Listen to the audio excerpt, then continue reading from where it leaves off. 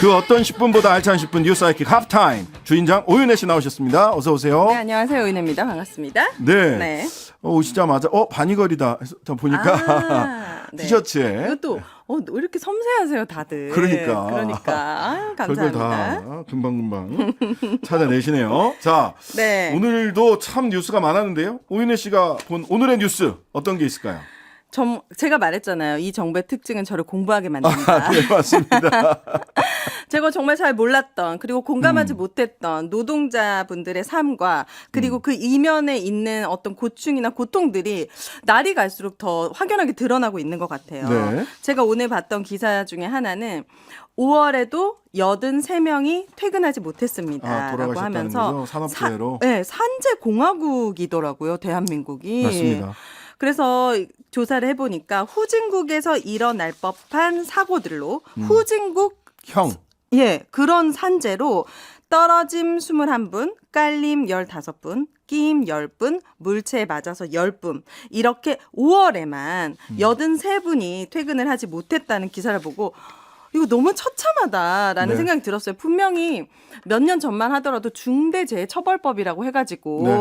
중대한 산업재해에 있어서 뭐 사업주와 경영자 등이 안전 및 보건 확보의 의무를 다하지 않았을 경우에는 책임을 지고 처벌을 받는다. 네, 그리고 맞습니다. 뭐 징역도 가고 벌금도 10억 원 이하의 벌금도 되게 크고 그래서 조금 많이 개선되었다고 생각이 되었는데 네. 기사를 찾아보니까 훨씬 더 열악해지고 안 좋아지고 네. 그리고 윤석열 정부가 이 중대재해처벌법을 굉장히 시행령을 통해 법을 완화하려는 시도가 있는 것 같다. 네.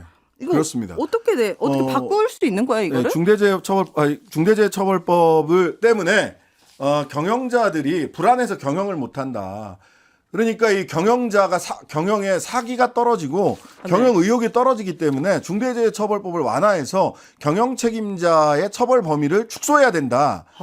라고 공식적으로 국민의힘이나 대통령실에서 이야기하고 있어요. 아, 정말요? 네. 그러면서 그 근거로 뭘 얘기를 하냐. 사기가 떨어진다는 얘기 하나 하고 있고요. 네, 경영자들의 사기가 떨어진다. 네. 경영 의욕이 떨어진다는 거예요. 겁나서 경영하겠나? 아니, 사기가 떨어지는 게 중요합니까? 노동자들은 제 목숨을 잃고 있는데. 그러니까요. 그 노동자들은 자기 몸이 떨어져요. 떨어짐, 끼임, 그렇죠. 충격 이런 네. 걸로 돌아가시고 있단 말이에요. 근데 사기 떨어지는 걸 걱정을 하고 계십니다. 네. 그러면서 또 어떤 통계를 대냐면 자, 중대재해처벌법 시행한 지 지금 아직 채 1년이 안 됐거든요. 네. 채 1년이 안 됐는데 지금 아까 말씀하신 대로 아니 아직도 여전히 사고가 많이 나지 않냐. 더 안 좋아지고 네. 있더라고요. 그러니까 이 법이 소용없다는 거 아니야? 그러니까 이 법이 있으나 마나한 법이네? 이렇게 얘기를 해요. 네, 참 적용이 안 묘한 되고 논리죠. 네, 왜 그러지? 참 묘한 논리죠. 근데 이거는 뭐냐면 사실은 아직 기소된 사람이 얼마 안 돼요. 그러니까 229건 중에 11건밖에 기소가 안 됐어요. 네. 그리고 실제 형벌을 받은 사람이 1심에서 처벌받은 사람 아직 한 건밖에 없어요. 그러니까 여전히 이 중대재해처벌법을 어떻게 현장에서 적용하고 네. 어떻게 재판부가 이 중대재해에 대해서 엄벌을 할 것인지에 대해서는 네. 어떻게 형사적 책임을 물을 것인지에 대해서는 네. 아직은 과정에 있는 겁니다. 그러면 이럴 때 정부는 어떻게 해야 됩니까? 현장에서 중대재해가 벌어지지 않도록 네. 단속하고 네. 그리고 뭐 바꿔야 될 게 있으면 바꾸도록 지도하고 네. 엄격하게 법이 적용될 수 있도록 엄격하게 들여다보고 감시하는 역할을 해야 되거든요. 네. 근데 그게 아니라 정부에서 아유 우리 경영자들 사장님들 경영 의욕이 떨어집니다. 그러니까 빨리 이 중대재해처벌법을 네. 개정을 해야 됩니다. 이렇게 얘기를 하면 네. 노동부나 관련 부처에서 현장에서 감시 감독 철저히 하겠습니까? 안 하죠. 안 하죠. 대통령이 지금 이 법 바꾸자고 하는 판에 철저히 하면 대통령의 뜻을 모르고 엉뚱하게 가는 길이 되는 겁니다. 그래서 지금 기업들은 안전한 현장을 만드는데 주력하는 것이 아니라 법을 위해 가지고 대형 로펌들을 맞습니다. 그렇게 고용하고 있다면서요. 그래서 이쪽에서 그 경영계 쪽에서 네. 그 특히 건설회사 사장님들이 한 게 뭐냐면 소위 안전 책임자라고 하는 직책을 그 뭐 CIO, CEO, CFO 뭐 이런 것처럼 네. 재정 담당 사장님 뭐 이런 것처럼 네. 콘텐츠 담당 사장님 이런 것처럼 안전 담당 사장님을 따로 만들어요. 그걸 뭐라 그래? 바지 사장이죠. 거기서 실제 또- 경영 책임자는 따로 있는데 또 꼬리를 자를 수 있도록. 예, 거기서 꼬리를 자를 수 있도록 그렇게 만들고 네. 그거에 대형 로펌들이 컨설팅을 해주고 그런 자리를 마련할 수 있도록 네. 이렇게 한 거예요.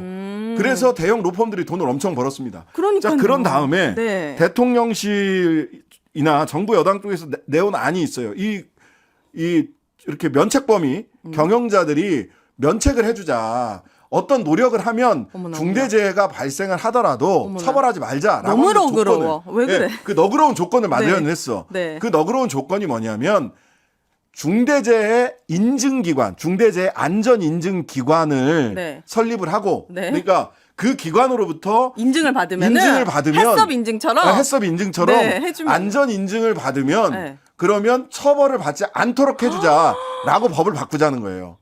근데 이게 법안이나 시행령이 다 나왔어. 그 해썹처럼 인증기관, 네. 이건 산업재해 중대재해잖아요. 인증기관을 어디가 관리를 해야 될까요? 인증기관을 당연히 허락해주고 노동 쪽에서 해야겠죠. 법무부 장관이 하게 돼 있습니다. 한동훈 법무부 장관이 하도록 안을 만들었어요. 너무 이상해요. 이상하죠? 그러니까 이게 말이 됩니까? 이거 뭐 사기가 떨어진다는 말부터가 이거 너무 사기 아닙니까? 그러니까. 근데 거기다가 중대재해를 막기 위해서 인증기관을 만드는데 그 인증기관 관리를 노동부도 아니고 그냥 법무부에서 법무부 장관이 하시겠다. 그런데 또 한결같아요. 대통령실은 경사노위 유지를 위해 노동정책 원칙을 바꾸지 않겠다. 네.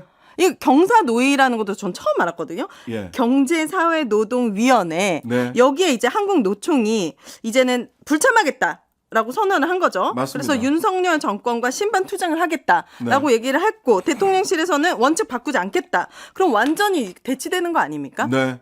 오늘 한국노총이 경사노위 불참하겠다라고 네. 했더니 윤석열 정부의 모든 노동정책 원칙을 바꾸진 않을 거다. 경사노위를 유지하기 위해 이렇게 얘기를 해요. 경사노위라는 건 뭐냐면 사회적 대화기구예요. 노동자, 사용자, 그다음에 정부, 노사정 이라고 해서 노사정위원회라고 예전에는 얘기를 했다가 요거를 경제사회 경사노위라고 이렇게 조금 이제 이름을 더 대화할 수 있는 장인가요? 대화의 장이에요. 이게 이제 이런 자리가 원래는 원조는 어디냐면 북유럽 쪽입니다. 코퍼라티즘이라고 해서 사회적 조합주의라고 해서 노동자와 사용자와 정부가 같이 모여서 자 임금 협상 이번에 어떻게 할래? 단체 협상 어떻게 할래? 자 이번에는 요렇게 요 정도에 양보하고 이쪽은 요 정도에 양보해서 우리가 합의 조합주의적 코퍼라티즘 노사정이 합의해서 이 사회를 좀 바꿔보고 개선하고 좋은데요? 갈등 없이 가자라고 해서 그걸 보고 이제 끄집어 들어온 거예요. 취지가 좋아요. 네. 취지가 좋죠. 근데 경사노위를 유지하기 위해 윤석열 정부의 노동정책을 바꾸진 않겠다라는 거는 뭐냐 하면 좋은 말, 뭐 원칙을 지키는 것처럼 얘기를 하지만 사회적 대화 하지 않겠다. 코퍼라티즘에 흉내도 내지 않겠다.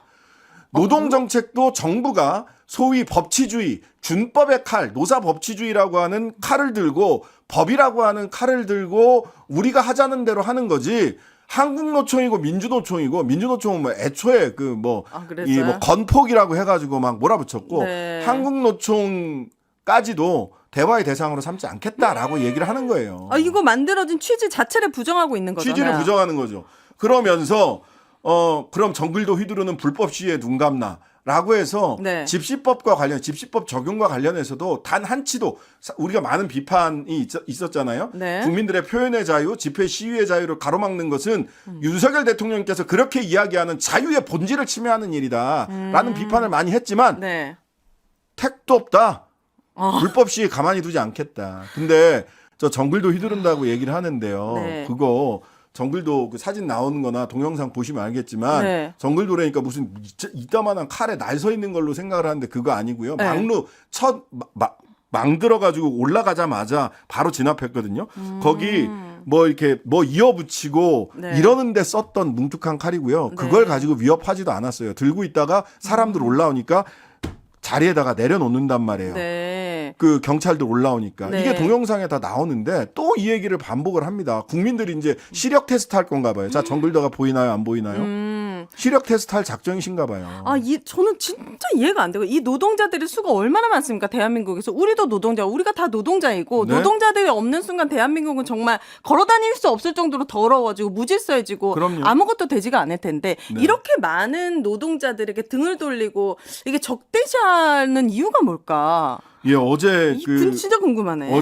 어제 우리 김영훈 특수통이 와서 쭉 이야기를 해주셨는데 노동과 시민을 좀 이간질하고 노동조합과 시민들 시민들이 봤을 때는 노동조합 막 때리면은 저 불법 집단을 우리 대통령께서 네, 나서서 잡고 있다. 확실히 드자비를 하는구나 네. 하니까 노동과 시민을 이렇게 갈라치고 그런 다음에는 네. 어디로 갈 거냐면 민영화로 갈 거다 이렇게 얘기를 하더라고요. 왜냐하면 민영화로 갈 때 가장 방해가 되는 세력이 노동조합이거든요. 이전에 철도 민영화나 이런 거 그나마 막았던 게 벌써 노동조합이었거든요. 끝났어요? 노동과 시민은 어떻게 갈라치기 합니까? 노동이 우리 가족이고 다 엮여 있는데 그렇죠. 우리 이웃이고 예. 이거 너무 아니라네요. 그러니까요.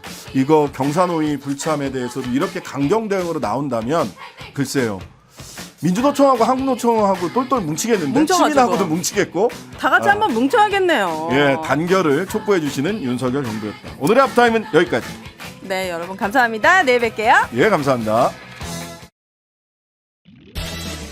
하루 종일 기다려지는 진짜 시사. 평일 저녁 6시 5분 신장식의 뉴스 하이킥.